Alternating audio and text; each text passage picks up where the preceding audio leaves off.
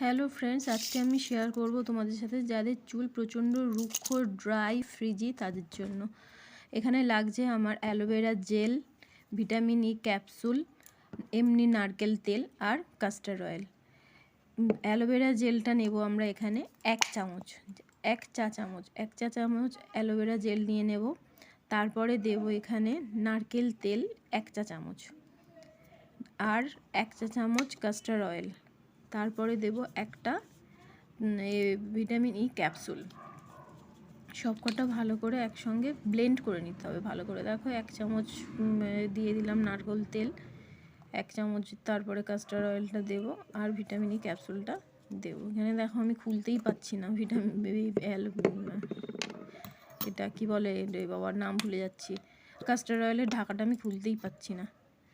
যাই হোক, খুলে কাস্টার অয়েলটা নিচ্ছি 1 চামচ। এবার ভিটামিন ই ক্যাপসুলটা নেব, নিয়ে সবকটাকে ভিটামিন ই ক্যাপসুলটার মধ্যে যে এটা থাকে, জেলটা থাকে, মানে সিরামটা থাকে, ওটা লাগবে। ভালো করে ছুরি দিয়ে হোক, চামচ দিয়ে হোক, কিংবা কাঁচি দিয়ে হোক আস্তে আস্তে কেটে ভিতরের যে সিরামটা থাকে ওই সিরামটা নিয়ে নেবে। নিয়ে সবকটা উপাদান একসঙ্গে খুব ভালো করে মেশাতে হবে, খুব ভালো করে ব্লেন্ড করে নেবে।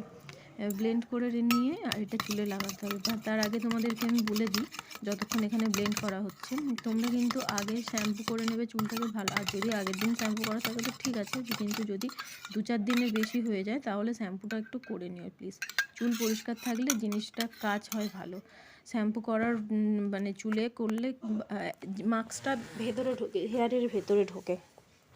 এবারে ভালো করে ওটাকে মিশিয়ে নিয়ে তোমরা চুলটা যেমন নর্মালি আঁচড়ে নাও, চুলটা আঁচড়ে নিয়ে আর এই পেস্টটা লাগাবে চুলে।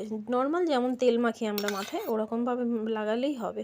নর্মাল তেলের মতো লাগিয়ে নিয়ে ভালো করে লাগিয়ে নেবে চুলের ওপর থেকে নিচ পর্যন্ত। লাগানোর পরে এবার আরেকবার চুলটাকে আঁচড়ে নেবে এবং এটা তোমরা যে যা শ্যাম্পু ইউজ করো সেই শ্যাম্পুতে ইউজ করে নেবে। Thank you.